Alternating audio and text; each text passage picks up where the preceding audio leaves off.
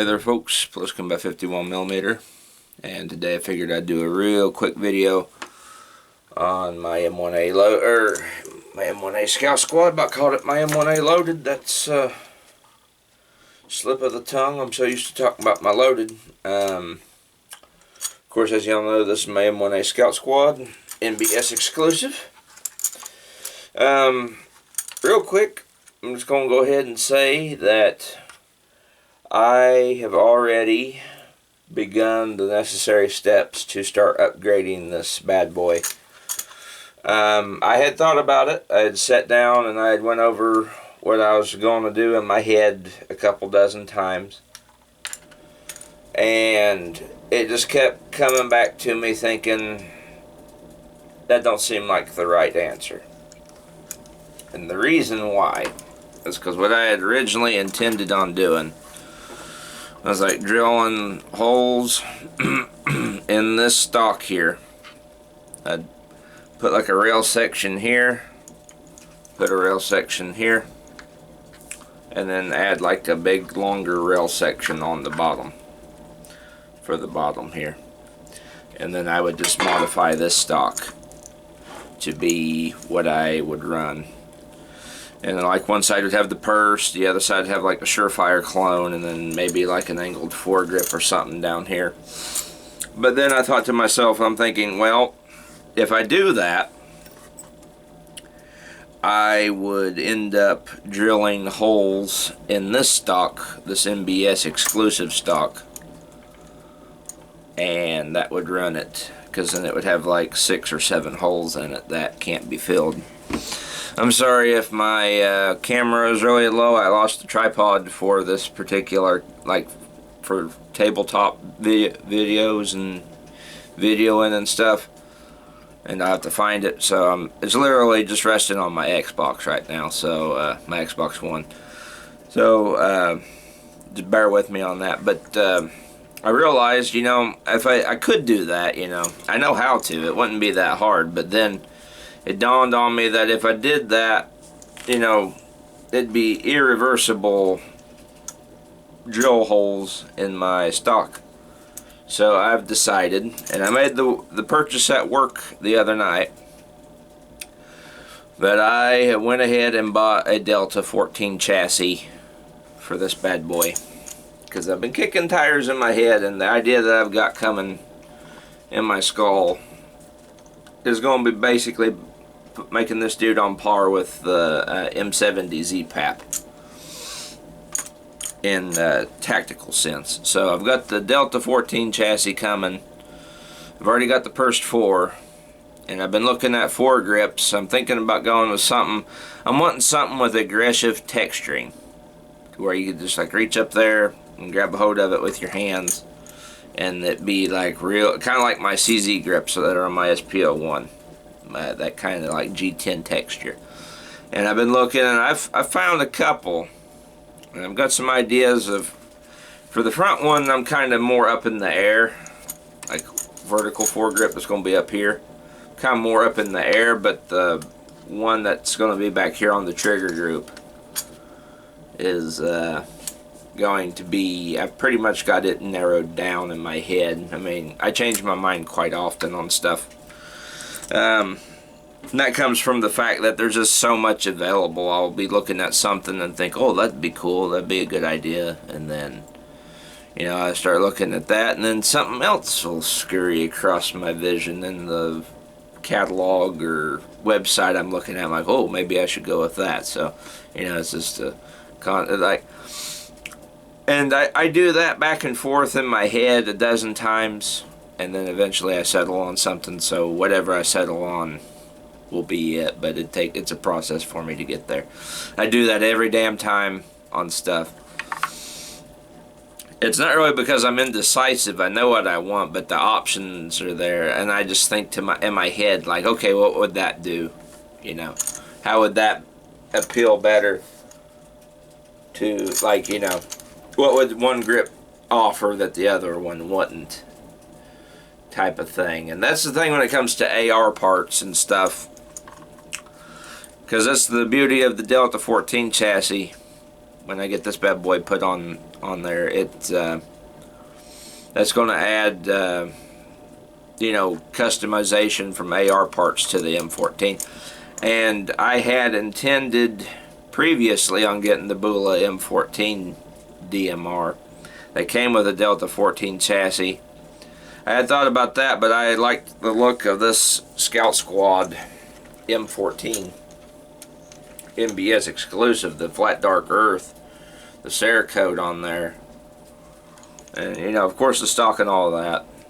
I like the look of that so much more, and it wasn't as expensive as the Bulas. I would have probably ended up paying probably close to about $2,800 for the Bula, give or take, depending on where I got it, because it was the Bula DMR that was starting to become more of a hassle than a easy grab, because the one, okay, so there's a myriad of gun stores around these parts here in Indy where I live.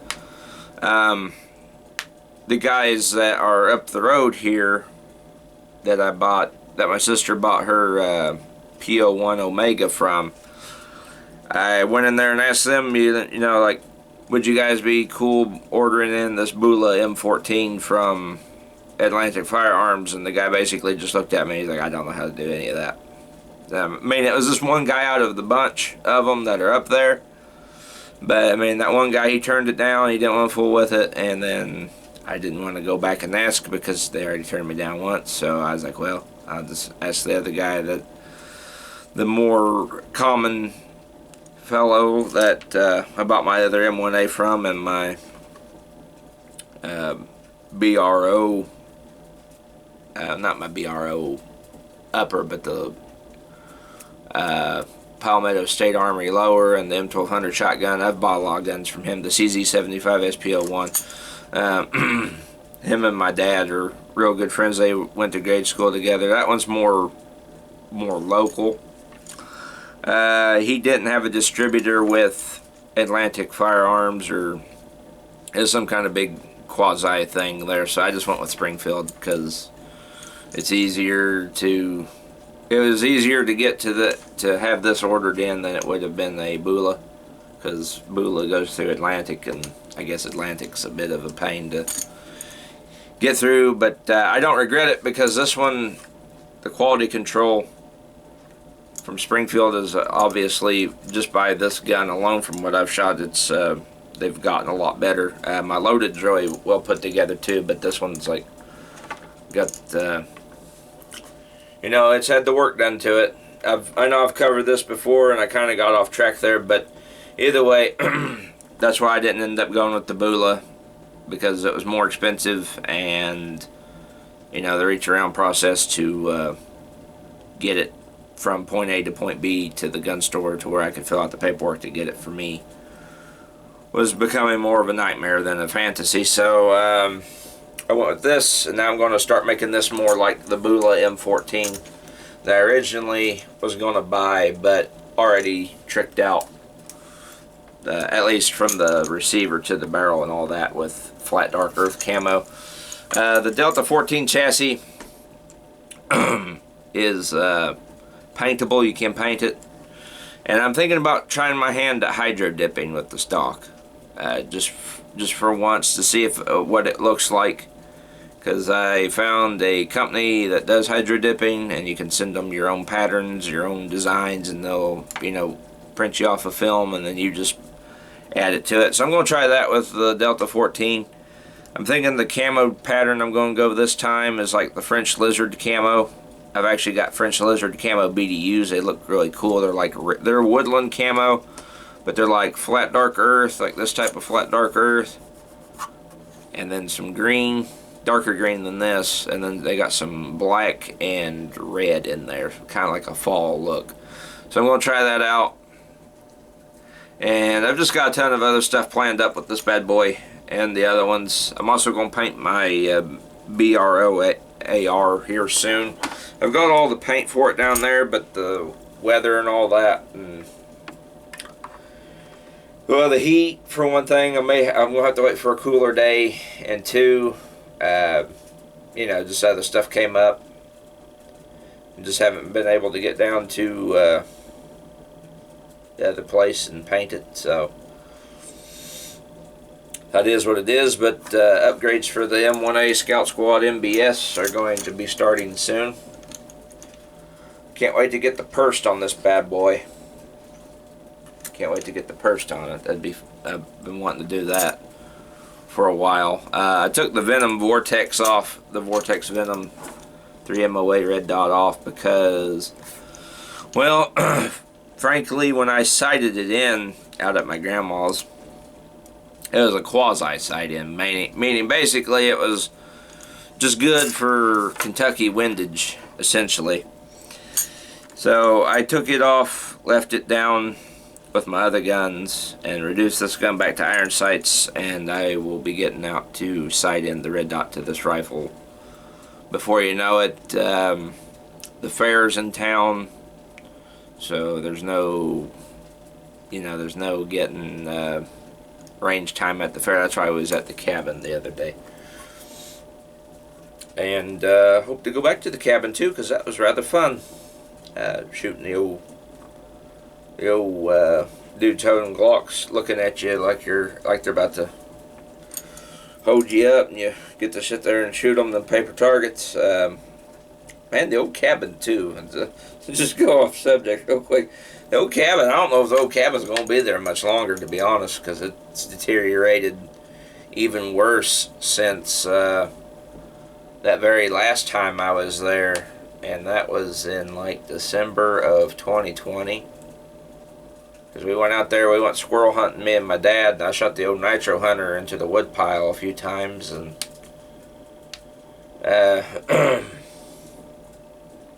we kind of just went over and looked at it, and then came back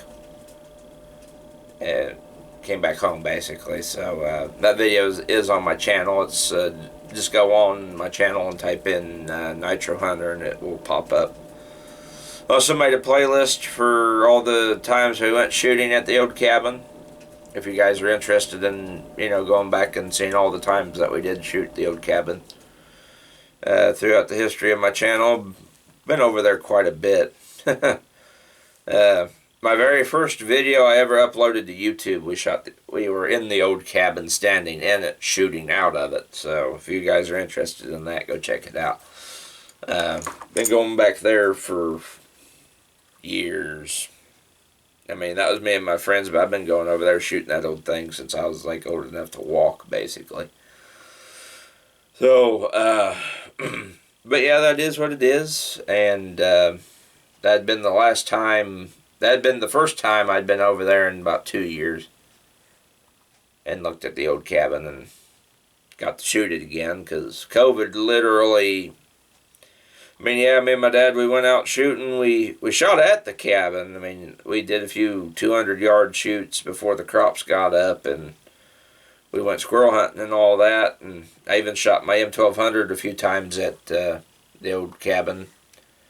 Just once. It was like one quick in, shoot the wood pile, and then get out. I remember that video. But when 2020 hit and COVID hit, that basically put an end to all the travel and shooting, even way out here in the middle of Egypt Hollow, basically out here in the middle of nowhere. Because the other day when I went and shot at the cabin, or not the cabin, but my grandparents' pond, it had been a while since it had been 3 years since 2019 since I'd been out there, so I figured I'd just, lay out some of that information for those of you who are curious about it, because, a lot of you have been around watching me for a while, so figured I'd explain some of that to you, and then, make it readily known that this bad boy is going to be getting Upgrade City. I am going to put a national match op rod in this thing, in the spring guide in this, but I think I'm going to go with a Badger Ordnance and see how it compares to the Sadlac Industries, because the one in my M1A loaded is a Sadlac. So I'll try Badger Ordnance in this bad boy and see if the difference is night and day, or if anything's comparable between the two. If Badger Ordnance ends up working better in this, I may get a Badger Ordnance for the other M1A if like I notice a bigger like accuracy increase or consistency increase in like groups and stuff compared to like what I saw with the Sadlac in my other M1A. So if Badger performs better, I will put the Badger, get a Badger for the loaded as well. So we'll see how that goes. I will say, in comparison to the loaded, this one has internally, this one has a bigger spring. I know I haven't took this one apart on camera yet, but the spring between the two, the spring on this dude is at least another inch or two longer in length than the one that's in my loaded. And even with just the standard spring guide in this, that's just flat with the lightning cuts put in it, it's like square. The concentricity, if I'm saying that right, of the spring is straight. It's not wavy like it was with my loaded before I switched out the spring guide. So the spring in this one's already, like from the factory, a lot more strong. I mean, it grabs that bolt and pulls it forward, as you can see there. It's got some authority to it, I ain't gonna lie. And that, maybe it's I can tell from memory that this one has a longer spring lengthwise, and I imagine it's stronger. But it also could be too that the one in my loaded, I mean, I know for a fact it's not as long as the one for this one, but it could be wearing out the one in my loaded, because I've noticed a few years while hunting that it had a really strange, like when it would grab a bullet up out of the magazine and lock it into the chamber, it would like do this weird thing where it would like do this, like that, on reloads, and I'd have to like smack the back end of it home so it would lock up like this. And part of me always wondered if that was whether I had, like, because I was running white lithium grease in the receiver at that time, and I almost wondered if that was like causing the bolt to not cam home all the way, like it was binding it, or if it was the spring. And I kind of think maybe now it's the spring. Just simply given how quick and how affirmative the lockup is on this dude. Because the spring that's in my M1A loaded has been the same spring that I had in it since I got the gun in 2015. So it could be wearing out. And there is also a good chance that this one is a lot stronger spring. It has a lot more coil to it. A lot more strength. So I need to get the two of them in the same video and do a rundown on what's different, because this is, 2022 M1A Springfield production, and then my other one's 2015 M1A production. Despite the fact that they're two totally different models, this one's a Scout Squad, and my other one, of course, is a M1A loaded with a longer barrel, and it's beefier, national match. But nonetheless, this weekend I should be able to get both of them in the same frame, and maybe, I'll see. Time depends on a lot of stuff, but I should be able to break them both down and do a full run over on the parts and what's different between the two, given like nearly a decade of difference between when my first one was made. Because my first one, I bought it in September of 2015, but it got put together and assembled in like June of 2015, so there's some discrepancies there. That rifle's pretty old now at this point.